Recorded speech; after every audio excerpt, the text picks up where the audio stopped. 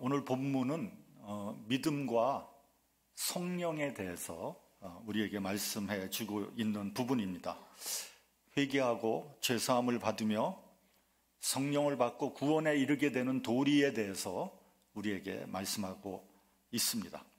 그리고 본문 43절에서 47절까지는 초대교회에서 구원받은 사람들의 신앙생활 속에서 나타나는 그런 역동적인 모습을 보여주고 있습니다. 우리가 보통 사도행전을 성령행전이라고 부릅니다. 예수께서 부활하시고 승천하시고 난 다음에 제자들을 통해서 또한 교회를 통해서 성령께서 어떻게 역사했는지를 우리에게 잘 보여주고 있는 겁니다. 사도행전 1장 2절을 보면 그의 택하신 사도들에게 성령으로 명하시고 승천하신 날까지 이를 기록했다, 이렇게 말씀합니다. 그러니까 성령께서 사도들에게 명령하신 것을 기록했다는 거죠. 그리고 그 다음 4절과 5절을 보면 부활하신 예수께서 제자들에게 명령하셨습니다. 예루살렘을 떠나지 말고 내게 들은 바 아버지의 약속하신 것을 기다리라. 요한은 물로 세례를 베풀었으나 너희는 몇 날 못 되어 성령으로 세례를 받으리라. 그러니까 성령 세례 받기 전에는 예루살렘을 떠나지 말라는 겁니다. 또 1장 8절에 보면 우리가 다 외우는 유명한 구절이 나오죠. 오직 성령이 너희에게 임하시면 너희가 권능을 받고 예루살렘과 온 유대와 사마리아와 땅끝까지 이르러 내 증인이 되리라. 그러니까 먼저 성령을 받는 게 먼저입니다. 그래야 권능을 받게 되죠. 그리고 땅끝까지 이르러 내 증인이 되리라, 이렇게 말씀했습니다. 증인이 된다 이렇게 얘기하지 않고요, 증인이 되리라 이렇게 말했어요. 여러분, 내가 예수의 증인이 돼야지 이렇게 내가 결심한다고 내가 예수의 증인이 되는 게 아닙니다. 증인은 아무나 할 수 있는 것이 아닙니다. 증인이 되려면 목숨을 내놔야 되는 거죠. 그렇기 때문에 성령이 임하면 증인이 될 것이다 라고 미래형으로 쓰고 있는 거예요. 증인이 되는 원동력으로 성령의 역사가 있어야 된다는 거죠. 성령께서 역사하지 않고는 그 누구도 예수의 증인이 될 수 없다, 이런 말입니다. 그렇기 때문에 약속하신 성령을 기다리라는 거죠. 여러분, 기독교는요, 인간의 의지로 믿고 결심하고 끊고 버리고 이기고 이런 의지의 종교가 아닙니다. 예수께서 말씀하신 대로 성령께서 오셔서 우리로 알게 하시고 깨닫게 하시고 기억나게 하시고 감당하게 하시고 열매 맺게 하시는 거예요. 고린도전서 12장 3절을 보면 성령으로 아니하고는 누구든지 예수를 주시라 할 수 없다고 했어요. 그러니까 성령이 임해야지 비로소 예수님이 나의 주님이라고 고백할 수 있게 되는 거예요. 성령의 감동이 없이 이 세상에 그 누구도 예수를 나의 주님이라고 할 수 없는 거예요. 그럼 불가능한 일이에요. 또 성령이 임해야지 하나님을 아버지라고 부를 수 있게 되는 거예요. 제가요, 처음에 교회에 왔을 때 그 교인들이 하나님을 아버지라고 부르는 것이 저는 정말 이상했었습니다. 이해가 안 됐어요. 자기 아버지가 엄연히 살아있는데 왜 하나님을 아버지라고 할까? 그래서 내가 교회는 다니겠습니다만 나는 하나님을 아버지라고 부르지 않겠습니다. 전 그렇게 생각을 했었어요. 그런데 이제 성령을 받고 난 다음에 아버지라고 부르게 됐죠. 어떤 분이 이렇게 말합니다. 나는 정말 예수를 믿고 싶은데 믿어지지 않는다는 거예요. 성경도 읽어봤고요, 기도도 해봤고요, 또 노력도 해봤지만 도무지 예수가 믿어지지 않는다는 거예요. 충분히 이해가 돼요. 한번 생각해 보세요. 예수께서 십자가에서 죽으셨다가 사흘 만에 부활했다. 이게 말이 되는 소리입니까? 이성이 있는 사람이라면 이게 말이 되냐고요? 이걸 믿는다고요? 믿을 수 없는 일이죠. 내 눈으로 봤다고 해도 믿기 어려운 얘기예요. 그래서 지난주에도 제가 설교했지만 엠마오로 가던 두 제자가 길을 가는데 그 옆에 예수님, 부활하신 예수님이 옆에 있었는데도 몰랐다는 거 아닙니까? 예수님의 제자들이요, 부활하신 예수님을 봤어요. 같이 식사도 했어요. 도마 같은 제자는 그 상처를 보고 상처에 자기 손가락을 집어넣어 봐야지 나는 믿겠다, 이렇게 얘기를 했어요. 근데 진짜 예수님 상처에 손가락을 집어넣는지는 잘 모르겠어요. 왜냐하면 성경엔 그렇게 안 나와 있어요. 그런데도 불구하고 그들은 물고기 잡으러 갈릴리 호수로 간 거예요. 그러니까 이게 무슨 말이냐면 증인이 될 수 없는 거죠. 증인이 되기에는 턱없이 부족한 거죠. 성령을 받아야지 증인이 될 수 있는 거예요. 제가 여러 번에 걸쳐서 간증을 해서 여러분 들으셨겠지만 저는 미국에 이민 와서 예수님을 믿기 시작했어요. 그전에는 불신자였어요. 제가 지난번에 한국에 갔을 때 우리 대학 동기들하고 식사를 같이 했는데 그중에 한 친구가 저한테 이렇게 얘기를 하는 거예요. 자기가 기억하기로는 제가 예수를 믿지 않는 정도가 아니라 엔타이 크라이스트였다는 거예요. 그런데 어떻게 목사가 되느냐 이렇게 물어보더라고요.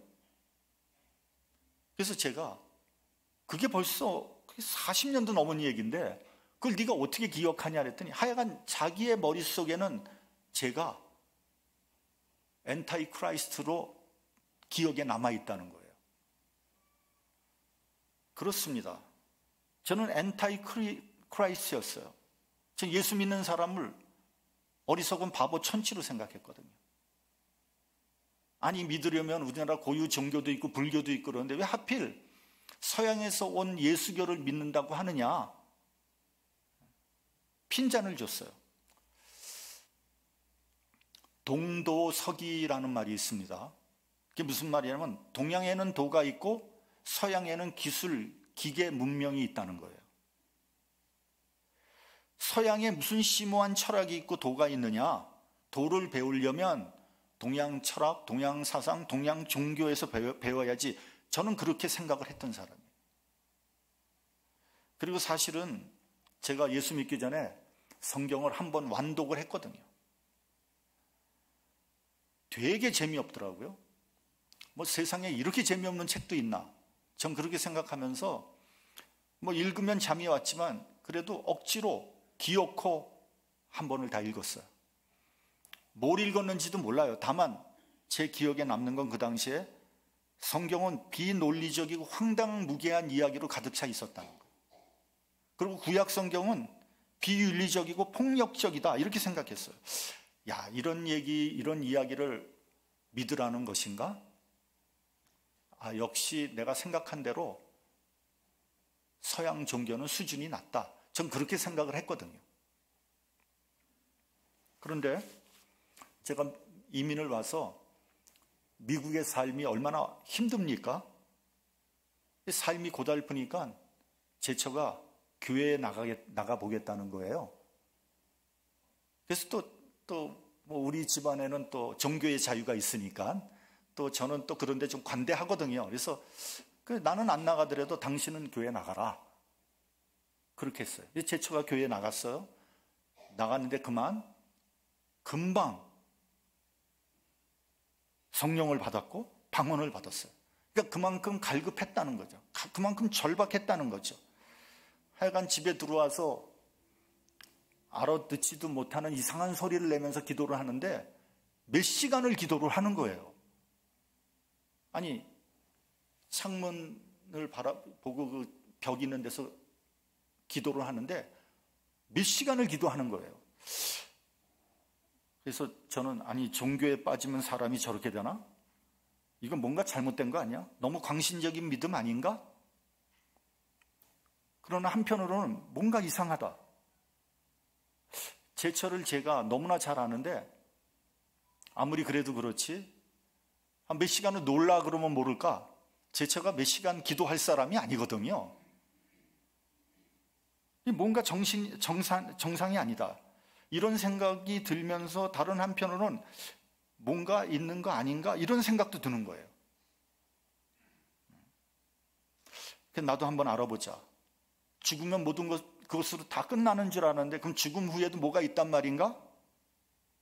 성경 다시 읽기 시작했어요. 그리고 성경 공부를 교회 나가서 해보기 시작했어요. 그리고 기도했어요. 하나님, 당신이 존재한다면 나에게도 좀 알게 해주세요. 아주 진지하게 적극적으로 매달렸어요. 그렇게 몇 개월 열심히 기도했어요. 어떻게 될게요? 몇 개월을 열심히 기도했어요. 어떻게 됐을 것 같아요? 하나님 만났겠어요? 안 만났겠어요? 모르죠. 그렇죠? 아무런 일도 일어나지 않았어요. 아무런 일도, 몇 개월을 기도하고 매달렸는데 진지하게 아무런 일도 일어나지 않는 거예요. 맹숭맹숭한 거예요. 낙심이 됐어요. 제가 이런 생각까지 했어요. 혹시 나는 영혼이 없는 사람 아닌가? 육체만 있는 사람 아닌가?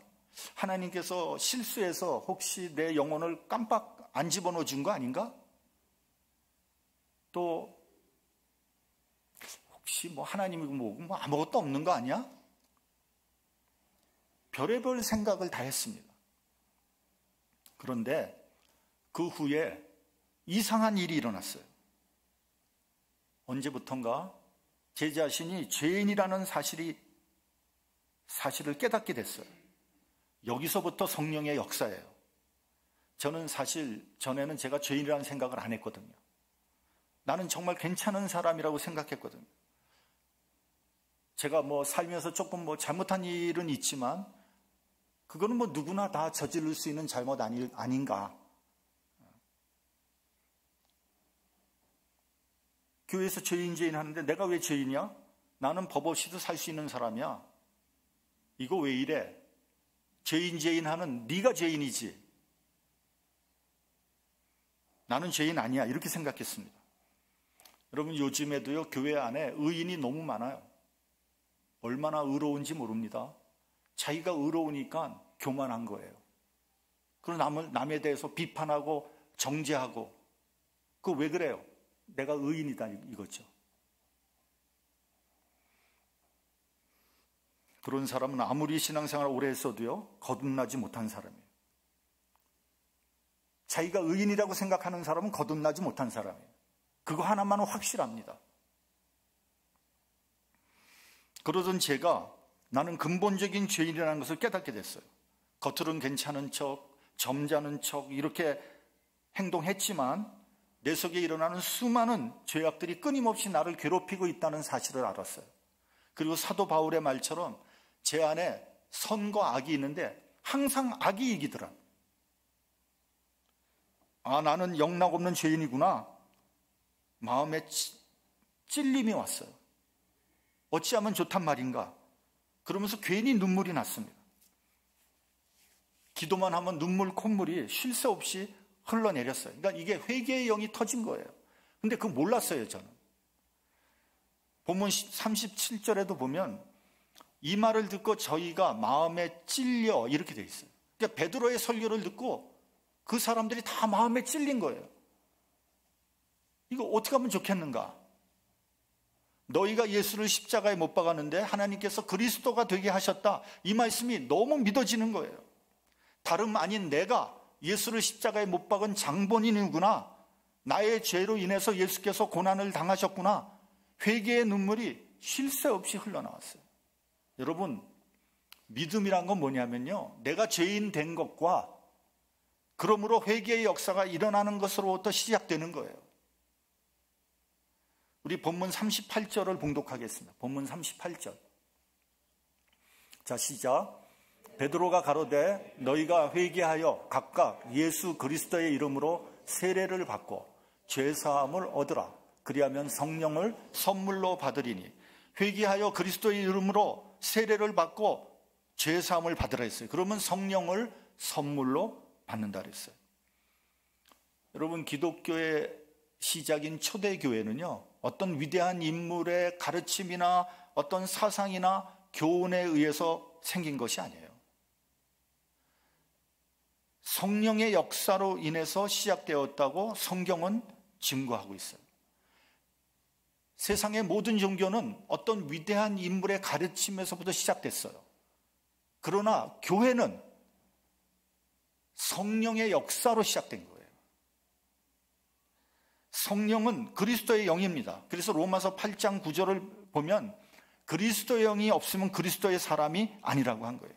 여기에 기독교의 본질이 있습니다. 그렇기 때문에 성령을 받으면 예수께서 육신으로 이 땅에 오신 것과 십자가에서 우리의 죄를 사하기 위해서 죽으시고 부활하신 사건이 믿어지게 되는 거예요. 아니, 내가 믿습니다 막 뭐 기도한다고 믿어지는 게 아니라 성령께서 임하시면 이 사실이 믿어진다는 거예요. 뿐만 아니라 사도 바울은 성령을 받으면 우리가 하나님의 자녀된 것과 하나님의 나라를 유업으로 받게 된다는 것도 믿어지는 거예요. 그래서 제가 그 다음부터 하나님을 아버지라고 부르게 됐어요. 왜냐하면 내가 하나님의 자녀라는 것이 믿어졌기 때문에. 결론적으로 성령을 받으면 믿어지고 예수의 생명이 내 안에 들어오게 되는 거예요. 요한복음에 보면 예수께서 나는 길이요 진리요 생명이니 라고 하셨어요. 여기서 생명이 바로 뭐냐면 성령이에요. 성령. 창세기에서 하나님께서 인간을 창조하실 때 하나님이 흙으로 사람을 지으시고 생기를 그 코에 불어넣으시니 그 사람이 생명이 되었다. 리빙 빙이 되었다. 여기서 생기가 바로 히브리어로 루하를, 성령을 의미하는 거예요. 성령을 불어넣으니까 생명이 된 거예요. 그렇기 때문에 성령이 곧 생명이에요. 인간이 죄를 지음으로 말미암아 그 생명이 끊어진 것이고요. 그 죄를 회개하고 죄 사함을 받으면서 거듭나게 되면서 새 생명을 받게 된 거예요. 그렇기 때문에 거듭나고 새 생명을 얻게 되는 것도 성령의 역사예요. 그래서 인간은요, 성령을 받아야지 영적인 문제가 해결되는 거예요. 그리고 내 영혼이 만족할 수 있는 거예요. 이 세상 그 무엇으로도 인간의 영혼을 만족하게 할 수는 없어요. 돈을 아무리 벌어도 부귀영화를 다 누려도 지식이 아무리 많아도 아무리 출세를 해도요, 우리의 영혼이 채워지지 않아요. 그 갈급한 영혼이 하나님의 말씀과 성령에 의해서만 채워지지 그 외로는 아무것도 채워지지 않아요. 오직 성령을 받아야지 내 영혼이 살아나는 거고요, 풍성해지는 거예요. 요한복음 10장 10절에 보면 예수님께서 이렇게 말씀하십니다. 내가 온 것은 양으로 생명을 얻게 하고 더 풍성히 얻게 하려 하는 거죠. 예수를 믿고 성령을 받을 때 내 영혼이 살아나고 생명으로 풍성해지는 거예요. 저는 여러분 모두가 예수를 믿을 때 생명으로 풍성해지길 바랍니다. 근데 그러나 여러분 살다 보면요, 이 세상에 젖다 보면 이 세상에 찌들게 되고요, 성령으로 충만해지는 게 아니라 세상적인 것으로 충만해지고요, 욕심으로 충만해지죠. 그러한 사람을 다시 교회로 불러와서 찬양하고 예배드리면서 다시 성령으로 충만해지게 만드는 거예요. 그렇게 하려고 노력하는 거예요. 여러분, 우리가 일주일 동안 이 세상에 나가서 얼마나 세상에 이 지저분하고 더러운 것에 때가 묻었습니까? 일주일에 한 번 와가지고 주일날 하나님 앞에 예배드리고 찬양하면서 그 더러운 때를 씻어내는 거예요.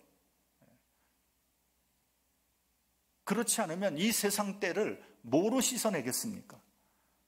근데 오늘 기분도 안 좋고 몸도 찌부둥하고 할 일도 있고 오늘 교회 빠져야지.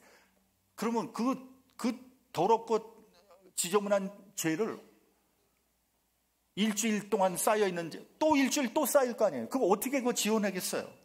그러니까 자꾸만 믿음이 떨어지고 타락하는 거예요. 예배라는 것은요, 세상을 향해 있는 우리의 마음을 하나님 쪽으로 돌리는 거예요. 일주일에 한 번. 여러분, 일주일 동안 세상에서 뒹굴다가 1시간 예배 드려가지고 그 때를 깨끗이 씻을 수 있겠어요? 제가 보기에는 안 돼요. 불가능해요. 그러니까 성령 충만한 것은커녕 처음에 은혜 받을 때보다도 믿음이 자꾸만 떨어지는 거죠. 본문 41절을 보면 사람들이 세례를 받고 제자의 수가 하루에 3,000이나 더하게 되었다. 이렇게 되어 있어요. 성령의 역사죠. 유대인과 로마 정부의 핍박이 있는데도 불구하고 하루에 믿는 자가 3,000이나 더하게 됐다면 이건 성령의 역사라고 얘기할 수밖에 없는 거죠. 우리 본문 42절을 같이 봉독하겠습니다. 본문 42절. 자, 시작. 저희가 사도의 가르침을 받아 서로 교제하며 떡을 떼며 기도하기를 전혀 힘쓰니라. 초대교회의 성도의 신앙생활을 보여주고 있습니다. 그리고 그 내용은 43절로부터 47절까지 나옵니다. 그리스도 안에서 재산과 소유를 나누고요, 교제를 하고 복음을 증거하는 초대교회의 감동적인 모습을 우리가 볼 수 있어요. 이게 가능한 일일까? 이게 가능한 일일까? 예, 가능할 수 있어요. 후안 카를로스 올티스 목사의 제자입니까? 라는 책이 있어요. 아르헨티나에서 목회를 한 오르티스 목사는요, 그의 책에서 자기 교회에서 실제로 일어났던 일들을 증언하고 있습니다. 온 교회가 성령으로 충만해지니까 많은 교인들이 자기 재산을 교회에 헌납하겠다고 가져왔어요. 얼마나 충만해졌는지. 집 문서 가져오고 땅 문서 가져오고요, 저금 통장 가져오고 귀금속들을 다 가지고 왔어. 오르티스 목사는 하나님 앞에서 깊이 기도하고 난 후에 헌납한 모든 재산을 도로 교인들에게 돌려줬어요. 그리고 하나님께서 여러분들의 믿음을 받으셨다고 하면서 그렇게 순수하고 뜨거운 믿음으로 신앙생활을 하면은 하나님께서 기쁘시게 한다, 생각한다, 이렇게 얘기를 했습니다. 여러분, 비단 그 교회에서만 그런 일이 일어나는 건 아니에요. 우리 교회에서도 얼마든지 서로 나누고 교제하는 은혜로운 일이 일어날 수 있어요. 그렇다고 해서 여러분들 재산을 다 헌납하라는 거 아니에요. 우리가 할 수 있는 것, 우리가 도울 수 있는 것, 내가 내 범위 내에서 할 수 있는 것, 우리 얼마든지 할 수 있지 않습니까? 이번에 우리가 투르키의 그 지진을 위한 구제 헌금을 했잖아요. 우리 교회가 우리 노예에 있는 모든 교회들 중에서 가장 많이 했어요. 우리 교회보다 훨씬 사람 수도 많고 규모가 큰 교회들도 있었는데요, 우리 교회에 헌금한 거에 반도 못했어요. 우리 교회가 그만큼 많이 헌금을 한 거예요. 다른 교회에서 깜짝 놀랐어요. 목사님들이 다 와가지고 목사님 이거 어떻게 된 겁니까? 어떻게 되긴 어떻게 돼. 저는 그냥 어깨가 으쓱 올라가고요, 목에 힘이 들어가더라고요. 폼 한번 잡았죠, 제가 다. 여러분, 교회들이 쓸데없는 경쟁하지 말고요, 이렇게 구제하고 봉사하고 희생하는 경쟁을 해야 된다. 전 그렇게 생각을 합니다. 본문 43절을 보면 사람마다 두려워했다, 이렇게 돼 있어요. 여러분 무엇을 두려워합니까? 여러분 두려워하는 게 도대체 뭡니까? 뭐를 두려워하느냐에 따라 그 사람의 인간됨을 알 수 있어요. 두려운 게 많겠죠. 어떤 사람은 여자가 두렵다고 합니다. 여자가 한을 품으면 온유월에도 서리가 생긴다 그러지 않습니까? 소리는 또 왜 또 고개를 끄덕끄덕. 어떤 사람은 마누라가 두렵다 그러다. 예. 어쨌든 제일 뭐니 해도 뭐가 두렵냐면요, 사람이 두려운 거예요. 사람 마음속에 있는 미움, 증오, 시기, 질투, 죄악, 살인, 얼마나 두렵습니까? 근데 이보다 더 두려운 것은요, 나 자신이에요. 나 자신. 왜냐하면 내 마음속에 그런 것들이 들어가 있잖아요. 나도 모르게 저 미워하는 사람, 저 인간 죽지는 않나? 뭐 이런 생각 나도 모르게 들지 않습니까?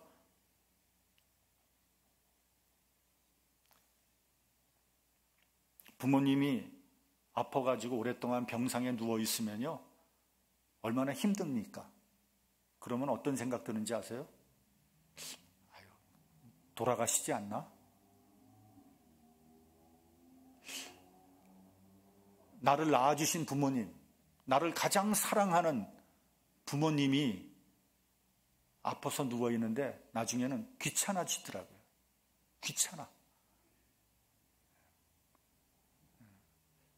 안 돌아가시나? 얼마나 무서운 생각입니까?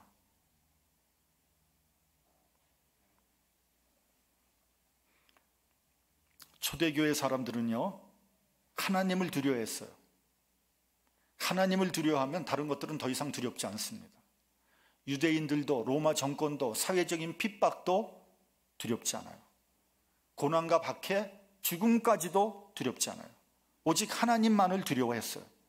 여기서 두려워했다는 말은 사실은 뭐냐면 하나님의 임재를 의미하는 거예요. 성전 안에 들어왔을 때 느끼는 그 경건함을 말하는 겁니다. 우리가 예배 드리려고 성전에 들어왔을 때 느끼는 그 두려움, 그런 경외심이 있어야 하는 거 아닙니까? 그러한 두려움이 있기 때문에 예배 드리기 전에 먼저 하나님 앞에 회개하고 죄사함을 받는 겁니다.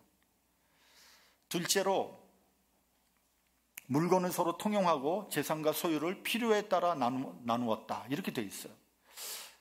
어떤 사람은 여기에서부터 공산주의가 나왔다 이렇게 얘기하더라고요. 일리가 있는 말이에요. 그러나 공산주의하고는 근본적으로 다릅니다. 초대교회에서는요, 필요에 따라 나누어 준 거예요. 이게 무슨 말이냐면요, 나의 필요보다도 남의 필요를 먼저 봤다는 거예요. 그래서 다른 사람이 뭐를 필요로 하면 그걸 나눠줬다는 거예요. 그 사람이 쌀을 필요로 했으면 쌀을 나눠줬고요, 그 사람이 지식을 필요로 했으면 지식을 나눠줬고요, 그 사람이 도움을 필요로 했으면 도움을 나눠줬다는 거예요. 그 사람이 돈이 필요했다면 돈도 줬다는 거예요.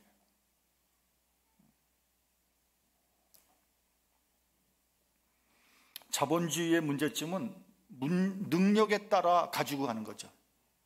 지식이 많고 능력이 많으면 더 많이 가져가죠.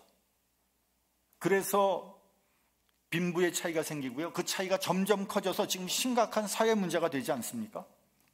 반면에 공산주의는요, 빼앗아 오는 거예요. 부자와 부르주아를 증오해서 그들 것을 빼앗아 오는 거예요. 강제로 빼앗았으면 공평하게 나눠야 되는데 나중에 보니까 공산당들 간부들이 뒷구멍에서 다 해먹었어. 그래가지고 더 불공평해졌어요. 자본주의보다도 더 불공평해. 그래서 공산주의는요, 분노와 증오와 불신을 낳게 된 거예요. 초대교회는 사랑과 자비의 정신으로 모든 것을 자원하는 마음과 감사하는 마음으로 나누었습니다. 이것이 바로 성령의 역사예요. 성령의 역사가 아니라면 어느 누구가 자기 것을 나눌 수 있겠습니까? 안 나누죠. 본문 46절을 봉독하겠습니다. 본문 46절. 자, 시작.